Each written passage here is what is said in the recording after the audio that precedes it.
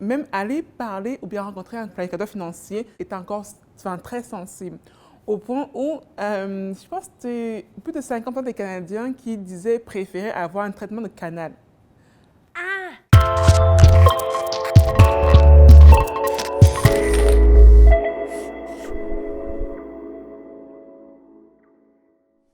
La crise de la COVID-19 toucherait davantage les millénarios que les autres générations. Nos emplois, nos logements, nos économies, nos retraites, nos pratiques financières, il y a beaucoup de sphères de nos vies qui vont être touchées. Ça veut aussi dire qu'il va falloir qu'on prenne nos affaires en main et qu'on se parle de cash.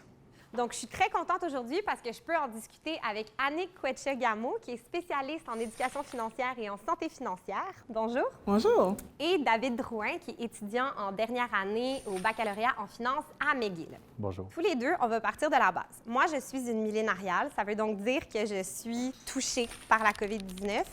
Si je veux prendre mes pratiques financières en main, je commence par quoi? Je consulte qui? Ma foi, il y a une multitude d'experts que tu peux consulter. Ça te prend d'avoir ce qu'on appelle un conseiller financier, mais c'est sûr que sous l'ombrelle conseiller financier, il y a plusieurs corps de métier.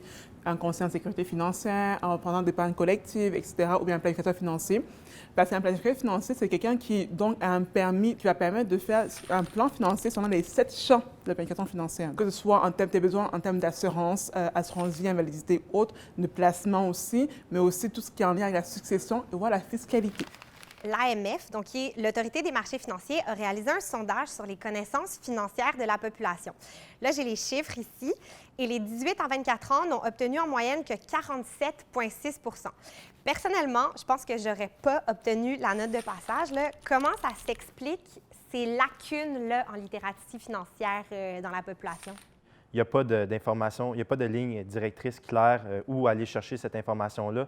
Et puis, même si je regarde dans mes études, j'ai complété un programme préuniversitaire en sciences humaines, profil d'administration.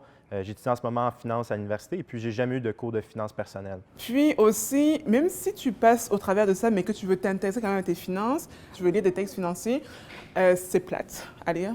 Ça ne te donne pas envie d'ouvrir ça et de dire « Ah oui, je vais lire ». Non, il y a beaucoup de jargon dans ce texte-là, donc ça fait que c'est difficile à comprendre. J'ajouterais également qu'on vit dans une société capitaliste organisée autour de la consommation. Par exemple, si on prend un jeune qui vient d'un milieu plutôt défavorisé, probablement que la première chose qu'il va faire avec son premier chèque de paye, c'est pas commencer à penser à épargner. Parler de ses finances, bien dire que publiquement qu'on a sa santé financière à cœur, c'est rabat-joie, ce n'est pas assez sexy. Non, personnellement, c'est très, très rare qu'on discute de ça. Je pense que des fois, ça vient dans la discussion quand on parle de nos projets de vie, puis que des fois, on en parle un petit peu, mais en général, c'est très, très limité. Donc là, je crois comprendre que les millénarios vivent avec une réalité qui est différente de celle de leurs parents. Oui. Doublé du fait que la littératie financière est assez mauvaise. Est-ce qu'on gagnerait justement à avoir plus de gens qui peuvent nous outiller, qui peuvent nous aider justement à faire face à ce qui nous attend? Oui, définitivement. Oui, il en faut plus, mais il en faut plus de confiance. L'image du conseiller financier et du planificateur financier pâtit beaucoup de l'image de vendeur. Mais à moins d'avoir certains permis, un planificateur financier ne peut pas faire de vente de produits. Et même aller parler ou bien rencontrer un planificateur financier est encore très sensible. Au point où, je pense que c'est plus de 50% des Canadiens qui disaient préférer avoir un traitement de canal que de parler de Les gens finance. aiment mieux aller chez le dentiste que voir le planificateur financier? Oui. J'ajouterais, je pense que c'est rendre accessibles les planificateurs financiers aux petits épargnants, par exemple, comme les étudiants. On sait que ça commence souvent quand on termine l'adolescence, quand on entre dans l'âge adulte. Donc, je pense que de démocratiser puis d'augmenter l'accessibilité pour la population avec des revenus plus faibles, je pense que ça serait une clé également. Il y avait 3 catégories de population qui étaient très mal desservies en termes d'éducation financière et de littératie financière, à savoir les jeunes, les femmes et les immigrants. Il serait bien que les jeunes, les femmes ou les immigrants, toutes ces catégories-là, soient desservies par des gens qui leur ressemblent. Donc il serait bien donc que des jeunes, des femmes ou des immigrants aspirent à devenir planificateurs financiers pour mieux connecter avec le public cible. Il y a vraiment de la place pour une relève. Ça veut dire des gens qui souhaiteraient vraiment, par exemple, devenir planificateur financier. Il y a vraiment de la place pour justement aller aider les gens à mieux comprendre puis à mieux prendre leurs affaires en main. Oui, définitivement. Puis toi, David, pourquoi tu as décidé d'étudier en finance? Je vois la finance comme un moyen et non une fin.